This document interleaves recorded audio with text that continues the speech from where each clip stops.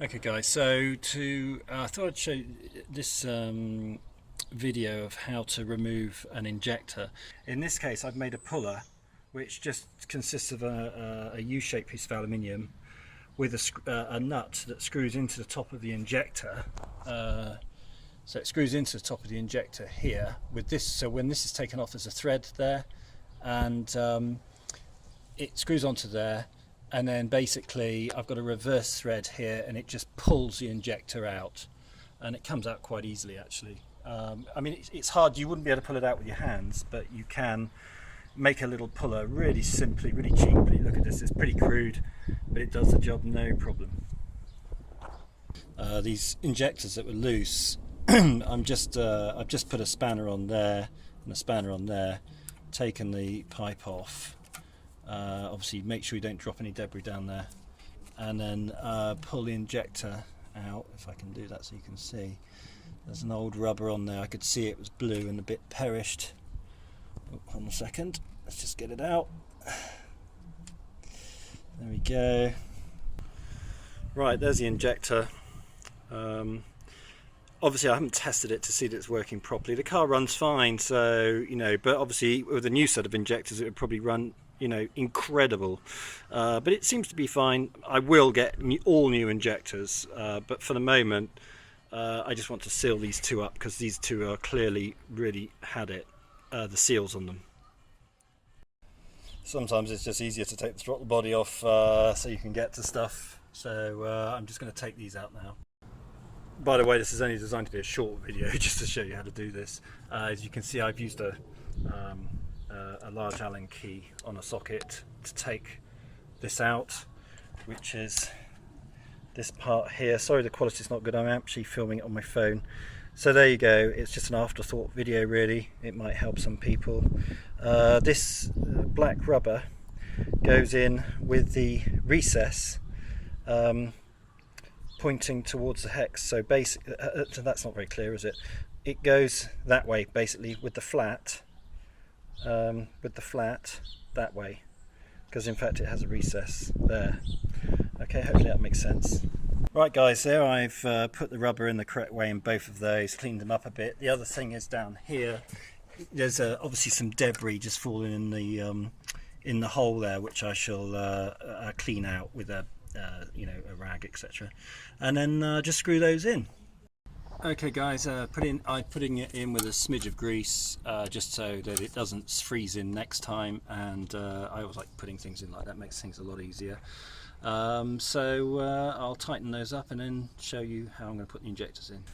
Right, so the next thing, I put a smidge of grease around the injector. Doesn't matter if it goes on it because it will be blown away anyway by the fuel. And then I just put it in the hole there, which I'm going to try and do whilst looking through my phone, in there, and then I push it in, but there's no way I'm going to be able to do that whilst I'm videoing it.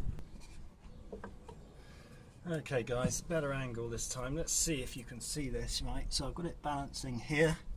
You just have to give it a nice sharp whack like that, and there you go, it goes straight away. There you go.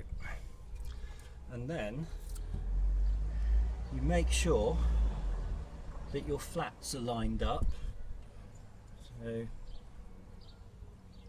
by that I mean the flats on the socket,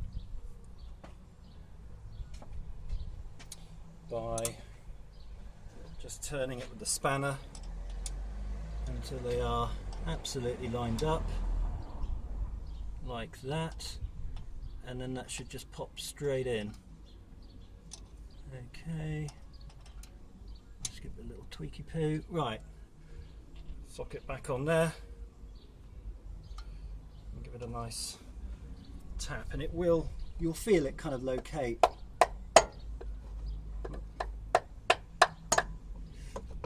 Okay, yeah, a little bit more.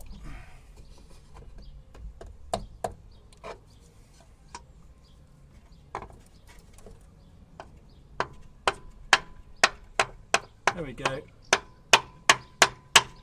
don't have to hit it hard, and then it's nicely home. Lovely. Yep, that's perfect. And there you go, with one final tap it's gone in. Note that the flats on the side of the injector need to line up with the hole. I mean, that's pretty damn obvious, isn't it? But just make sure it does.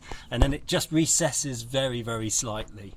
Okay guys, I wanted to show you how I did that. Unfortunately I couldn't do it with the holding foam, but basically put a block of wood on top there, use a nice heavy sort of hammer, and then just tap it, one sharp shock, and basically it goes in, and then you can take the socket off, and you see I protected the injector by putting masking tape on there, and so nothing falls down the injector, and then the injector will just push in like that, which again I can't do one-handed, but you get the gist. The really important thing when you're doing this is don't contaminate the injector, because there's a tiny hole down there, as you know. If you drop anything down there, you're going to block it, and then you're going to get a lean running engine. So, you know, be very careful not to contaminate it with a foreign body of some sort, and you'll be fine. Obviously these are all coming off these pipes later, and I'm going to zinc plate them, but at the moment I just want to get it running for a show. Alright, there you go guys, it's all put back, all tightened down here, so ready to go. So with anything, when you do the fuel system, pressurize it, you know, turn the ignition on, let the fuel pumps run, and we'll check there are no leaks. So as you can hear, the fuel pumps are running. Just make sure there's no leaks anywhere. Can't see anything. Okay, so we'll start it up. Like anything, now we've done the injector, let's both the injectors, let's see how, make sure they're running okay. What you do is start it up, run it for a few seconds, and then feel the exhaust temperatures and see what they feel like.